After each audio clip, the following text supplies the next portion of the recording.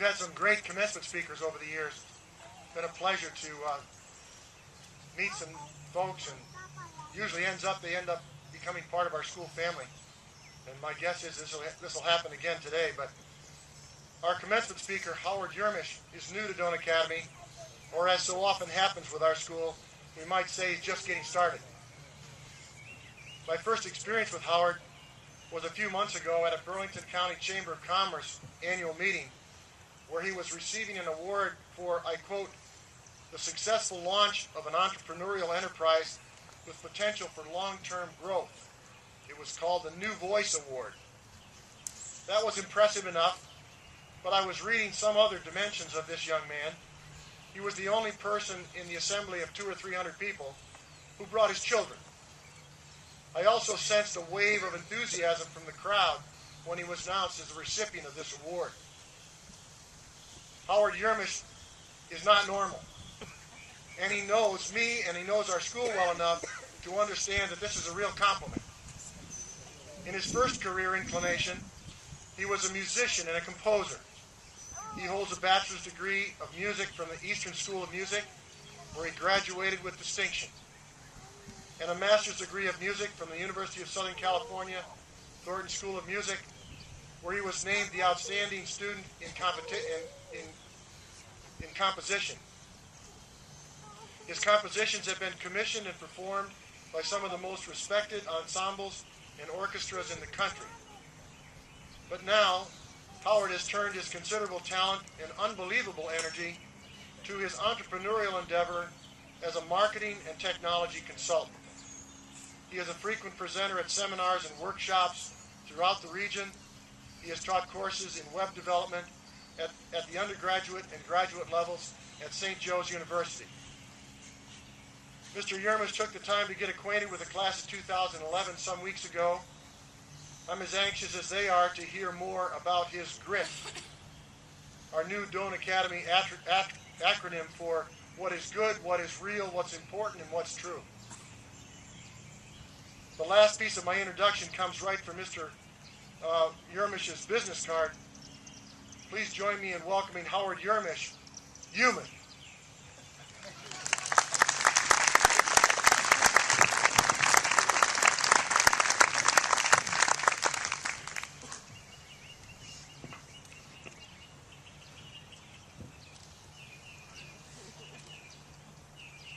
When I was asked to speak today, I really racked my brain to find something meaningful to talk about.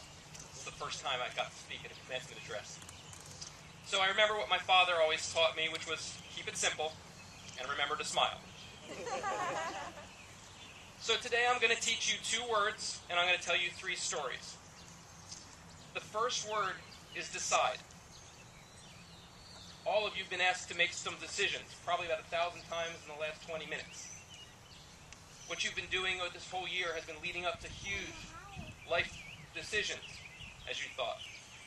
I think about what the word really means. To decide is to make up one's mind as to what shall be done and the right way to do it. And the root, the etymology of this word, has its original meaning: to strike down, chop, beat, destroy. So when you decide, all the alternatives are beaten down or made wrong so you can feel comfort that what you're doing is right. Everyone wants to make the right decision because nobody likes to be wrong. But the second word is choice. Choice is your power. It's your opportunity to pick from a huge variety, an abundant variety of alternatives that are out there. And choice is much simpler because you don't have to make everything else wrong to make a choice. You just choose, and then you choose it again every day. It's just another choice. And many people don't make this distinction. They don't walk around thinking there's a decision, there's a choice. They use them interchangeably. But it's important that you learn to recognize that there is a difference between deciding, being right, or choosing what's interesting. So now I have 3 stories. One's about music, one's about business, and one's about my daughter. I was a doctoral student at the University of Southern California studying music composition, I was selected with some other composers up and down the West Coast for a week-long residence in the Long Beach Arts Festival. I spent the week talking with my colleagues, other composers. We were talking about craft, influences, comparing notes, who wrote the best music. Everyone was trying to measure up who was better, who won more awards. We were all very different artists, but clearly someone was the best there.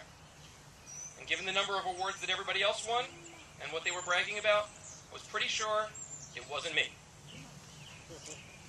At the end of the week, there was a nice concert where all of our music got played, open to the public. And before this concert, there was this great pre-concert lecture where people from the audience got to talk with us and ask us questions. And eventually, the moderator of this panel asked each one of us to give us a picture of our composing philosophy. Well, my last name is Yermish, so I was all the way at the end of the stage. I got to listen to everybody's philosophy before mine. Every composer had a fabulous answer. Some were about political movements. Some were about their influences, what composers influenced them and how they wrote. Some were exploring new tonal landscapes to express new planes of meaning, capturing the sheer essence of our universal oneness of the soul, or whatever they were talking about. But then it was my turn, because I was last in that row. And all through this time, I had no idea what I was going to say. It was a rough question. So I kept it simple. And what I said was, I compose music that I enjoy listening to, so that if I were stuck on a desert island with only my music playing, I would still choose to listen to it. At that moment, I watched 8 other composers, eyes like daggers, look at me with disdain. But everybody in the audience started smiling. Eventually, I chose to leave academic music scene, because it seemed like the intellectual pursuit was more important than the art. Maybe I'll surprise them someday and go back and teach. My second story is about business. When I was living in Los Angeles, I knew that at some point I wanted to come back to my homeland, which is Exit 4 on the New Jersey Turnpike. So when I got back here, I managed to build a little web development company and a very loyal client base. But I knew that in order to grow that business, I needed some help. I couldn't do it myself, and to serve my clients, I needed more people. And a local friendly competitor saw what I was doing and made me an offer. Very interesting. Join forces with him. He's got the production. In 5 years, he was going to retire, and it would be my car to drive. Here are the keys to the Lamborghini, son. Take care of it. We would all share the success. This looked really great. And I made a decision to follow that path. I was loyal to him. He seemed to show up at the exact right time with a beautiful offer. In fact, I had been there for a year, and another competitor tried to make the same offer, bring me over to a different company, coax me away, more money, less stress. I turned it away. I was loyal. I liked the path that I was on. But what I didn't notice at that point was it wasn't my path. I felt comfortable. I had a paycheck. It blinded me to see that I wasn't in control of my own journey. Apparently, the safe path was extremely risky. And my wife had even commented that when I talked about work, there was no creative passion that I used to have. And she really missed how I smiled. Well, one Friday afternoon at 4 o'clock, December of 2008, my former employer called me from his vacation home and said, "Today's your last day." The economy was collapsing. We all remember this a couple years ago. And I found myself without a job, a wife that didn't work, and 2 small children. Safe was risky. And I have to give my wife a huge thank you for not freaking out at that moment, because she was, but she stood up and supported me. So I spent the weekend trying to figure out what was next. And I figured out Monday morning it was time to start fresh, called Burlington County Chamber of Commerce and said, "I need an application. Time to start again." And a little more than 2 years later, my business has gained a little bit of recognition, and a little bit of success. And a lot of it's been because I've tried to do things differently than I saw before. And it was making the good human part of what I do the absolute top priority. It's not easy. It's usually not profitable. And a lot of people tell me it's not very smart. But I like to choose it every day. My third story comes sort of back to my music career. My life goal, when I started writing music and playing music and performing music, my goal was to have a piece played at the Academy of Music in Philadelphia. I knew that if I hit that, everything else was gravy. So, basically after 15 years of study, I got commissioned to write a chorus and orchestra piece that would be played at the Kimmel Center, so it wasn't the Academy of Music, but I figured I would settle for a better hall. So when I got that commission, I was over the moon. It was the culmination of everything that I had been working for. And the night that my piece was played at the Kimmel Center, I remember two things. The first thing was this unbelievably uncomfortable feeling that I had no control over what was going on. I was at the mercy of the singers, the musicians, the instrumentalists, and the conductor. And as the piece was being played, I heard things that I don't remember writing in my piece. Some that were maybe happy accidents, and many that were textures and sounds that were way better than I had ever thought I could do. It was the most magical musical moment of my entire life. And in that moment, I knew that if I never heard another piece of my music played again, I was at peace with my journey as a composer. I did what I set out to do. But the most important thing I remember from that night was my 5-month-old daughter, who had cried her way through Mendelssohn and screamed her way through Mozart.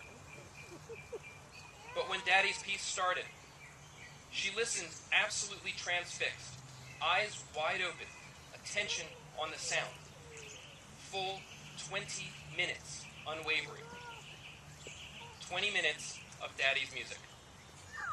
She doesn't know how amazing that was. Maybe she'll get that someday. This was the pinnacle of 15 years of work, intense study, practice, and writing music. And all of it was overshadowed by my baby girl, whose sheer expression of joy and wonder just said to me, "That's my dad." So, it's graduation day. Consider a couple of things. You're all about to start walking down these philosophical paths. Is this path one that you would choose every day? A path that inspires you to be the best version of yourself? I think about what it's like to be undecided. Undecided doesn't mean you don't know what you're doing.